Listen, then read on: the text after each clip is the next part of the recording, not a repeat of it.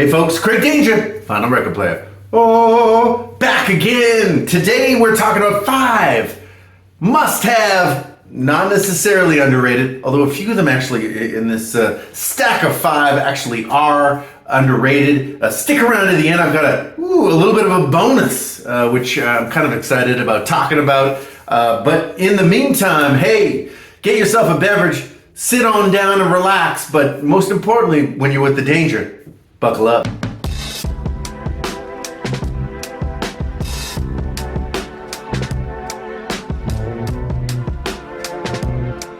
We're back again talking about 5 must-have LPs from 1975. 50-year-old records as of this year, which is wild. Of course, I got to talk about, did I say, is this underrated? Heck no, it's not underrated. This is Blood on the Tracks by Bob Dylan. I'm not the monstrous, the biggest, the largest Bob Dylan fan ever, but later, I would say just within the past 5 years, I kind of became a bit of a fan. You know what, this one, I've had this one for about 20 years, and it kind of sat gathering dust for a long time, which was stupid, because wow, what a classic. And again, this is not really an underrated one. This one went to #1 in the US in 75. January 20th, 1975, this was released after being recorded in New York and Minneapolis. Initially, actually, his previous 2 albums were on the Asylum label. This, of course, is on the Columbia label. And he actually recorded this at A&R Studios, which actually was once known in the 60s, where he recorded his original album for Columbia at Studio A. So he recorded half of them in New York, half of them in Minneapolis. Basically, these songs all sort of flowed into each other a little bit like, almost like a medley. And unfortunately, what that meant is the session musicians initially had real troubles kind of keeping up with what exactly Bob was doing. But wow, a fantastic record. I mean, this is probably, I think, his best album. In fact, Rolling Stone magazine, not that this is the biggest magazine ever, but at one point it kind of was, called it the 16th best album ever released. And you know what, I have to say, this album, cover to cover, I actually just listened to it today on the streaming. It is available, and wow, really fantastic stuff. Tangled Up in Blue, all over this. This is all classics. The Jack of Hearts, Simple Twist of Fate. Just amazing album. Obviously, a little bit. Bob claims it's not about him at all, and it's not autobiographical, but I think it's fair to say that this is about his disintegrating marriage at the time. And you want to talk about a fantastic record based on I would say, a very sad subject. But again, just the wistfulness of the playing and really the spare, sort of sparse vibes of the music. Nothing really beats it. Blood on the Tracks from 1975. 50 years old, a must-have. Even if you have not got it on LP, and this one, of course, is probably an original Canadian pressing going way back. But you know what? I would say this: even if you don't have it on LP, listen to it on the streaming. I will put a song into a playlist for you to check out. But wow, this is it is a must-have. And underrated? Hell no, it's not underrated. But it's a good one. So of course, Bob Dylan, Blood on the Tracks. 50-year-old must-have record. All right, so don't forget to like and subscribe. Obviously, liking helps quite a bit. More people get to see the video, and I get probably 3 more cents from YouTube. Yeah, that's right. It's not a lucrative business. Danger has discovered. But also, in the comments, let me know what from 1975 is an album that's a must-have for you. Heck, give me an underrated one. Again, not all these are underrated, but I know there are a lot of great ones from 1975, but I'd like to hear anything obscure or rare. Lay it on me. Lay it on the channel. Let the people know. Well, let's go to number 2 here. And, another one. Is this underrated? Hell no. Hell to the no is Fleetwood Mac. Fleetwood Mac, the 10th LP by Fleetwood Mac. Now, what's funny is that, of course, many people just assumed that this was their first LP, and agreed this was a different era of Fleetwood Mac, because, of course, this was the album that Lindsey Buckingham and Stevie Nicks would come in to the Fleetwood Mac and basically join the band and completely change their sound and also basically make them a worldwide name. Up until then, obviously in the late 60s, they were more of a blues band. Then they had sort of some interesting sort of pop flourishes in the early 70s. Picked up Bob Welch. Bob Welch had just left. They basically moved to California and were basically in the midst of kind of demoing a little bit of new material or whatever. And Fleetwood was talking with the soon producer of this LP and happened to hear a tape of Lindsey Buckingham playing probably from the initial Buckingham Nicks LP. And basically, it wasn't too long before they had gotten together and they basically kind of became a band from then on. And a lot of this, of course, the band, of course, is on the back. It completely sort of changed the vibe and the sound. And obviously, the hits were, in fact, on this. Say That You Love Me. Wow, what a classic on this one. But Monday Morning, Warm Ways, Rhiannon was, of course, a Stevie Nicks led jam, and I think it was obviously the monster banger on this that really kind of set the tone for 1977's Rumors, which of course is, I mean, that's not underrated, and that's kind of a must-have on its own. I would consistently put this as Fleetwood Mac's third LP, and that is because I typically tend to move between 1969's Then Play On as number one and Rumors from 1977 as number one. Both are outstanding albums. This one obviously is a little bit from that, a little bit back of that. Those two, in my opinion, bona fide classics. But this one is, like I say, this one is really good. What's odd is that this is a band that basically is two bands that came together and created really what you would call magic. This album is pretty amazing from cover to cover and a classic. And it was actually on the charts for quite a long time before it actually kind of hit pay dirt. And after that, I mean, everyone knew who Fleetwood Mac was. It comes down to 50-year-old must-have records. It doesn't really get much better in 1975 than Fleetwood Mac, their second album. Their second self-titled album, of course, the first with this particular lineup that again would absolutely blow the doors off for the next 7 years and create magic and sell a lot of records and do a lot of drugs and get in a lot of fights. That was Fleetwood Mac, and we love them for it. So again, 50-year-old must-have record. Is it underrated? No. Everyone knows this record is fantastic, but it is a must-have. So check it out. Fleetwood Mac from 1975. If it's the Craig Danger Channel, is he going to be talking about Willie Hutch? Oh, how about a little bit of Ode to My Lady? A little some sexy vibes on it. Oh, the lady's fingers and the man's fingers. It's finger licking good out there, friends. I mean, maybe. But whatever the case, Ode to My Lady, 1975. This is basically about the third or fourth LP within a period of about 2 years on Motown for Willie Hutch.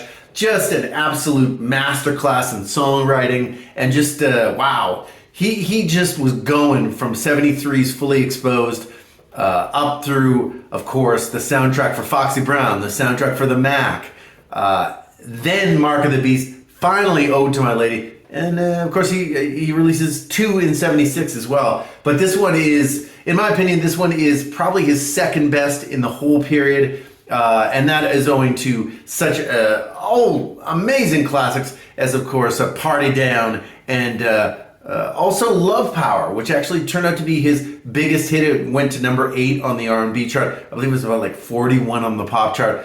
Again, Motown, as per usual, not promoting Willie Hutch. Number 41 for Love Power. Wow, it's a jam. But, oh, no, apparently nobody heard it because damn you, Motown. Damn you. But again, this is such a great album. The real kind of key highlight for me on this LP, and of course there's Willie on the back with his lovely lady. Of course we know Willie loves to play the guitar. The man knows a funky riff. Wow, he's a riffster. One of the things I would say probably the key track on this for me is The Way We Were. Of course, Gladys Knight does a fantastic version. Actually just saw her at a casino in Southern California about a couple of weeks ago. Oh, Still with the voice, Gladys. Still looks fantastic. Happy lady. I mean, she's in her 80s. I don't know how much longer she's got, but wow, is she a performer. The Way We Were, of course, she popularized, but of course Barbra Streisand did a version. Well, nobody did a version like Willie Hutch did. It is just absolutely mackin'. There's a frisson that I get every single time. Little hairs standing up in the back of Danger's neck every time I hear The Way We Were on this one. Ooh, it's a banger. But yeah, like I say, cover to cover, this is as close to a classic as he has. There's a couple of moments, as with any Willie Hutch, where it's not complete perfection, but this is a very, very good and a very funky record from 1975. I would call it a must-have and a definite underrated. Willie Hutch, Ode to My Lady from 1975, a 50-year-old must-have LP. You know what? I don't have a lot of 1975 LPs, but this one always surprises. Wind on the Water, Crosby, Nash. This, of course, is their second LP. It was, I think, a top 10 Billboard album, so it sold quite a lot of copies, a whack of copies from these gentlemen. And you know what? I'm not the biggest Graham Nash guy who ever lived, but you know what? He sounds great on this album. So does David Crosby. These songs are all really kind of, you know, more of a folky, less of a, I guess, you can tell that Stills is missing from this mix, but on the other hand, it's actually a really good thing. It's much more of a singer-songwriter sort of a thing than a Crosby, Stills, Nash, or even Young, obviously, item. This obviously was recorded right after the 1974 Crosby, Stills, Nash, and Young tour. They had attempted to actually record a new album, but of course it fell through and everyone kind of went off and did their own thing. Crosby and Nash, of course, decided to kind of continue their career. They had done a couple of tours as Crosby, Nash. And you know what? I'm kind of glad they did. This is a really fun album. I ended up getting this one for like 99 cents, which was like, what? But you know what? Really good. Carry Me was kind of the lead single on this one. But like I say, it's all very cool, sort of singer-songwriter stuff, very acoustic, but it's a fun album. These guys are kind of in their element, basically. So on this one, they actually record with, as I mentioned, The Section, who basically, you know, is one of those, is a backing group who basically, you know, backed up Jackson Browne and James Taylor. A lot of people in the 70s. But this is, like I say, a very fun and a good album. Like I said, probably a lot of copies available. This one at least went gold, so you should be able to get this for not too expensive. And like I say, very worthy record. If you're a Crosby, Stills, Nash and Young fan, or Crosby, Stills, Nash fan, you definitely should have this. Also, doesn't drift too far from their overall sound, and yeah, it's a great record. So, Crosby, Nash, Wind on the Water from 1975 on the ABC label, as a matter of fact. And, we actually have one more and a bonus. So yeah, you know, if you watch this channel, you also have probably seen these records before, but I will not stop until I get enough. And you know when I'm going to get enough? How about never? How about I'm talking about, how about George and Gwen McCrae together? The magical, in my opinion, perfect album. The sexiest album ever created by a married couple. Gwen and George McCrae, and then of course, you know, I'm gonna hit you with a double Gwen here. Oh, double Gwen here on the Danger Channel. We have, of course, Rockin' Chair, Gwen McCrae, also from 75, originally released as Gwen McCrae in 74. Anyway, you know, I've talked about this album before. This is an absolute cover-to-cover classic. Every song on this is amazing. I'll Do the Rockin'. You and I Were Made for Each Other. A Mechanical Body. Ooh! Mechanical Body's on fire. Winners Together, Losers Apart. It's all just magical stuff. Obviously, Clarence Reid, the key songwriter on this one. And wow, cover to cover, this album is fantastic. And then, of course, you've got her debut repackaged with her number 9 hit, Rockin' Chair. Again, in my opinion, the sexiest song ever released. Rockin' Chair, another winner. You know what I have to say? I have repeatedly said, this album is really fantastic. It's almost a cover-to-cover classic, except for the last song. he don't ever lose his groove. Here's the thing. I've reheard that song a bunch of times now, and I'm like, no, that song is also kicking, and it's fantastic. And this album is a cover-to-cover classic. Gwen McCrae, Rockin' Chair. It's kind of a must-have. Super underrated is Gwen in general. But if you can find this, if you actually find this in the wild, woo, lucky you. I had to order this dog on Discogs. I did actually manage to score a copy of this in Canada on the RCA label. Better pressing than the Cat label, which of course is Cat, and this is also Cat label. But you know what?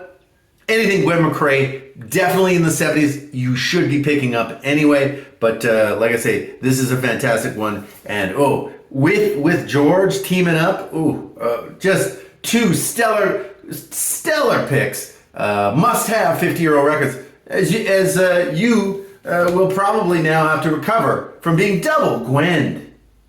Anyway, let's get to what I'm calling my bonus pick here today, because you know what?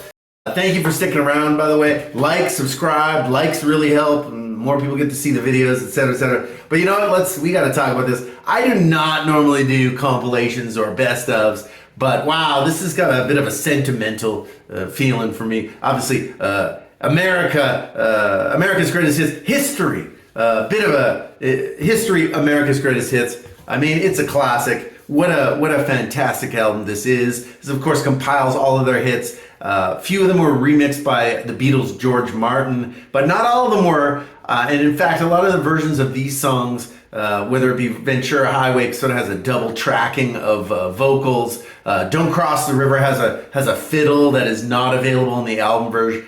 Basically, all the versions of the singles on this are amazing. Again, I think probably remixed by George Martin as well. But this is pretty much a cover-to-cover classic. Maybe except for Woman Tonight. Not a huge, I've never been a big Woman Tonight person. And also Muskrat Love.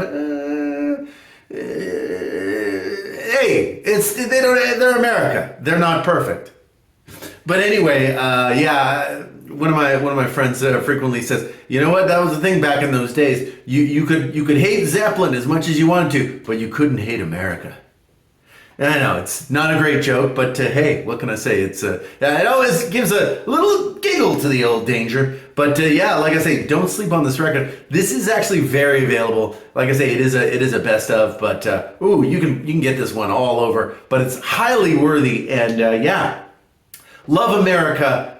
Really, really good stuff from these gentlemen. And this, of course, is, I think, probably their biggest selling record. They did have some hits after this, but this, I think, was kind of captures that early stuff like Ventura Highway, Horse with No Name, Sandman, The Tin Man. This is for all the lonely people. Ooh, the best Neil Young song Neil Young never played or wrote. Ooh, that's right. America, or rather history, America's Greatest Hits. The bonus pick today for all those who are sticking around. So yeah, if you're still here, like, subscribe. I mentioned that liking rules, and it also helps quite a bit. But hey, thank you for sticking around and checking out 5, actually 7. Woo! You got more than you bargained for here today with Craig Danger on the Craig Danger channel. 7 must have, a couple of them even underrated, LPs for your collection. So again, thank you for sticking around. And you know what? I'm just going to go ahead and see you on the next one.